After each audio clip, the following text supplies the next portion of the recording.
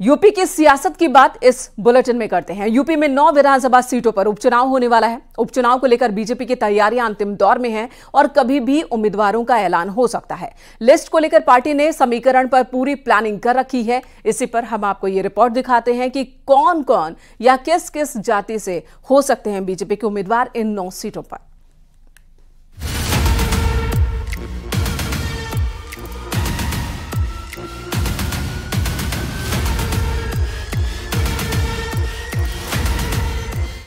UP उपचुनाव को लेकर बीजेपी की तैयारियां अंतिम दौर में हैं।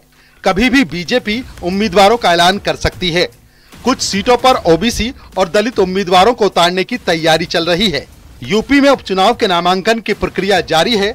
25 अक्टूबर पर्चा भरने की आखिरी तारीख है। उपचुनाव में बीजेपी जीत का दावा कर रही है। भारतीय जनता पार्टी उत्तर प्रदेश का उपचुनाव भी जीतेगी, महाराष्ट्र और झारखंड के विधानसभा चुनाव भी जीतेगी। जिस प्रकार से हरियाणा में भाजपा की सरकार बनी है, उससे भी बड़े बहुमत से महाराष्ट्र और झारखंड में भाजपा सरकार बनने जा रही है। विरोधियों की झूठ की जो कलई है वो खुल चुकी है। संविधान को खतरा पैदा करने वाले कांग्रेसी हों या जिस कांग्रेस के खिलाफ लड़ाई लड़ने वाले श्री मुलायम सिंह यादव जी के सुपुत्र श्री अखिलेश यादव जी हों, वह कांग्रेस के मोहरा बन गए हैं और श्री राहुल गांधी के दरबारी बन गए हैं। बीजेपी के लिए कोई मुश्किल नहीं। बीजेपी अपने काम पे सबको साथ लेके चलने की नीति पे लगातार काम कर रही है। ये बहुजन समाज पार्टी का निर्णय है।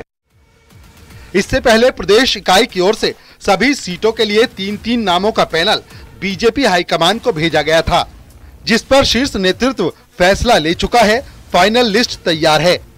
उपचुनाव में बीजेपी ने यूपी से जो संभावित प्रत्याशियों का पैनल तैयार किया है, उसके मुताबिक कटेहरी विधानसभा सीट से धर्मराज निषाद का नाम है। अवधेश द्विवेदी का भी पैनल में नाम। करहल विधानसभा सीट से संघमित्रा मौर्य का नाम, सलोनी बघेल और अनुजेश प्रताप का नाम भी शामिल। गाजियाबाद से संजीव शर्मा का नाम। बीजेपी की रणनीति है कि इस सीट पर ब्राह्मण प्रत्याशी उतारा जाए। सीसामऊ से सुरेश अवस्थी का नाम है। नीतू सिंह और नीरज चतुर्वेदी का नाम भी पैनल में रखा गया है। कुंदरकी से शेफाली सिंह का नाम, रामवीर सिंह और मनीष सिंह का नाम भी पैनल में है। खैर विधानसभा सीट से भोला दिवाकर का नाम है। मुकेश सूर्यवंशी का नाम यूपी बीजेपी ने पैनल में रखा है। मझवा सीट से निषाद पार्टी अपना प्रत्याशी उतार सकती है। सुचिस्मिता मौर्य और सीएल बिंद का नाम बीजेपी के पैनल में है। फूलपुर से दीपक पटेल का नंबर पहले नंबर पर है। अनिरुद्ध पटेल और कविता पटेल के नाम भी पैनल में शामिल हैं। मिल्कीपुर में अगर चुनाव होता है तो गोरखनाथ बाबा का नाम है। चंद्रभान पासवान का नाम भी बीजेपी के पैनल में है। उपचुनाव में प्रत्याशी के चयन को लेकर बीजेपी ने जातीय समीकरण का खासा ध्यान रखा है। इसके अलावा बीजेपी के पुराने कार्यकर्ताओं को ही प्रत्याशी बनाने पर पार्टी का जोर है। यानी कि बीजेपी में प्रत्याशी चयन में पैराशूट उम्मीदवारों से परहेज किया जाएगा। हम लोग आपस में बातचीत करके नीचे से तो राज्य की इकाई ने सभी मंडलों से, जिलों से, क्षेत्र के माध्यम से नामों का पैनल हमने मंगाया है। और यहाँ प्रदेश की जो हमारी टीम है, माननीय मुख्यमंत्री जी के नेतृत्व में हम उस टीम ने नामों का पैनल बनाकर केंद्रीय चुनाव समिति को दे दिया है। अब उसमें केंद्रीय चुनाव समिति को निर्णय करना है और मुझे लगता है कि बहुत जल्दी हमारी पार्टी के प्रत्याशी घोषित होकर और पूरी ताकत के साथ भारतीय जनता पार्टी चुनाव मैदान में जाएगी। आपको बता दें कि यूपी विधानसभा की 9 सीट कुंदरकी, मीरापुर, मझवा, खैर, फूलपुर, करहल, सीसामऊ, गाजियाबाद और कटेहरी पर उपचुनाव होना है। इनमें से एक मीरापुर सीट पर जयंत चौधरी की राष्ट्रीय लोकदल पार्टी चुनाव लड़ेगी, जबकि बाकी 8 सीटों पर बीजेपी चुनाव लड़ रही है। सूत्रों के मुताबिक पार्टी ने हर सीट पर जातीय समीकरणों को ध्यान में रखते हुए उम्मीदवारों के नाम तय किए हैं। जहां समाजवादी पार्टी के पास 5 सीटें उपचुनाव में पिछले दौरान रही और भारतीय जनता पार्टी के पास में 4 सीटें, उसमें से 1 सीट आरएलडी के पास में, यानी कि 5 सीट भारतीय जनता पार्टी और आरएलडी के खाते में रही। तो ऐसे में भारतीय जनता पार्टी ने प्रत्याशियों के चयन की प्रक्रिया पूरी कर ली है। जल्द ही केंद्रीय नेतृत्व इन प्रत्याशियों के नामों का ऐलान करेगा। कैमरामैन गोपीगिरी के साथ संकेत Mishra, news 18 Lucknow.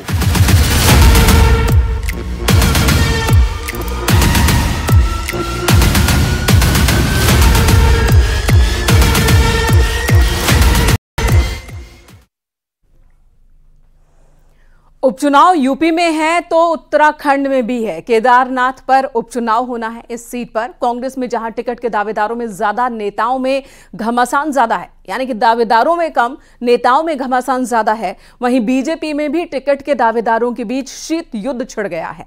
Social media से लेकर पार्टी फोरम तक दावेदार खुद को 20 साबित करने में एड़ी चोटी का जोर लगा रहे हैं।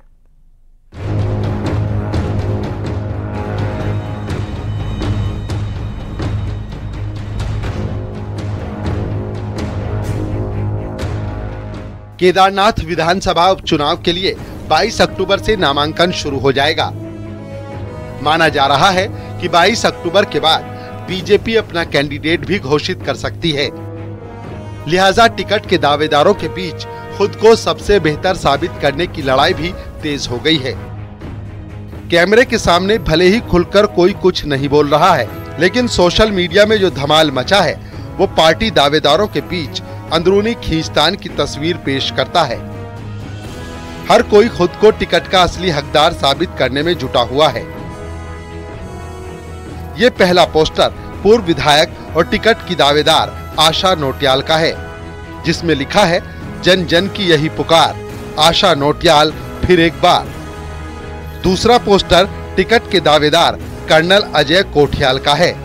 कर्नल कोठियाल के यूथ फाउंडेशन के कार्यकर्ता इन दिनों केदार घाटी में गांव-गांव में चौपाल लगाकर जन संपर्क में जुटे हुए हैं।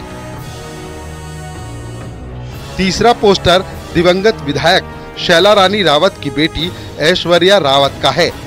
ऐश्वर्या रावत ने तो केदारनाथ विधानसभा में पार्टी सदस्य बनाने के मामले में खुद को नंबर 1 घोषित कर दिया। मैं एक कार्यकर्ता हूं और कार्यकर्ता के नाते काम करती हूं।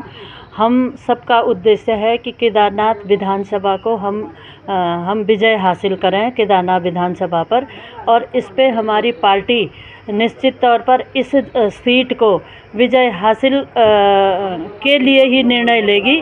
केदारनाथ क्षेत्र से क्योंकि हमारी सामाजिक कार्रवाई, हमारी राजनीतिक कार्रवाई शुरू होती है, तो हम केदारनाथ से ही समझते हैं कि हमारी प्रबल तरीके से दावेदारी होनी चाहिए, और उसी दावेदारी को हम इस प्रकार से लेकर के चलते हैं कि ये हमारा उत्तराखंड की तरफ एक बहुत बड़ा योगदान रहेगा। उधर केदारनाथ के 2 दिन के प्रवास से लौटे बीजेपी प्रदेश अध्यक्ष महेंद्र भट्ट ने कहा कि पार्टी में कोई गुटबाजी नहीं है। जिस दिन टिकट घोषित होगा, सभी लोग पार्टी प्रत्याशी के लिए काम करेंगे। अरे भाई, बीजेपी जीतने वाला दल है। जो जीतने वाला दल होता है उसमें कैंडिडेट संख्या बढ़ती है। जिस दिन टिकट घोषित होगा, सब कार्यकर्ता पार्टी प्रत्याशी पक्ष में दिखाई देंगे। कहीं नहीं दिख रही कोई दूर दूर तक कोई गुटबाजी नहीं है, केवल एक ही गुट है, भारतीय जनता पार्टी। केदारनाथ से बीजेपी में टिकट के 6 दावेदार हैं। बीजेपी पहले ही कई लेवल पर प्रत्यक्ष और अप्रत्यक्ष तौर पर केदारनाथ में कैंडिडेट को लेकर सर्वे करा चुकी है। ऐसे में कैंडिडेट घोषित करने से ज्यादा बीजेपी के लिए असली चुनौती टिकट के बाद सभी दावेदारों को एक साथ एक मंच पर बनाए रखने की है। न्यूज़ 18 के लिए सत्येंद्र और संदीप के साथ देहरादून से सुनील नवप्रभात की रिपोर्ट।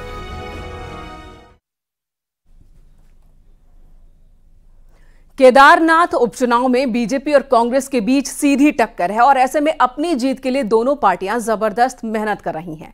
दिल्ली में मौजूद उत्तराखंड बीजेपी उपाध्यक्ष और विधायक खजान दास ने केदारनाथ उपचुनाव में जीत का दावा किया। खजान दास का कहना है कि हम मजबूती से चुनाव लड़ेंगे और केदारनाथ सीट जीतेंगे। वहीं कांग्रेस का कहना है कि केदारनाथ में जनता अपने आप को ठगा हुआ महसूस कर रही है और उपचुनाव में बीजेपी को सबक सिखाने के लिए तैयार है।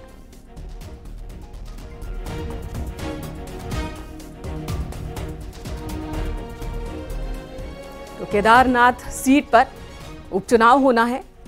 20 नवंबर को वोटिंग होनी है। उससे पहले तैयारी में कांग्रेस और बीजेपी दोनों ही पार्टियां जुट गई हैं। दोनों ही पार्टियों के बीच मुख्य मुकाबला है। केदारनाथ सीट को लेकर बीजेपी आश्वस्त है, तो वहीं कांग्रेस को उम्मीद है कि बीते एक सीट पर उपचुनाव के दौरान जो सफलता मिली थी, तो केदारनाथ में भी कांग्रेस को सफलता मिल जाएगी। भारतीय जनता पार्टी मजबूत होकर के चुनाव लड़ती है और चुनाव हो चाहे ना हो, भारतीय जनता पार्टी का संगठन मजबूती से काम करता रहता है और अपने कार्यकर्ताओं को तीव्र धार देते रहता है। इसी के निमित्त भारतीय जनता पार्टी आगे बढ़ती है और केदारनाथ का चुनाव आने वाले समय में 20 नवंबर को जब वोटिंग होगी और 24 नवंबर को जब इसका रिजल्ट आएगा तो भारतीय जनता पार्टी के पक्ष में होगा। चारधाम यात्रा को संचालित करने में सरकार पूरी तरीके से विफल साबित हुई है। इसके साथ साथ केदार धाम को जो है दिल्ली में स्थापित करने का काम जो सरकार ने करने का कुछ प्रयास किया, उसके विरोध में वहां पर लोगों में आक्रोश है।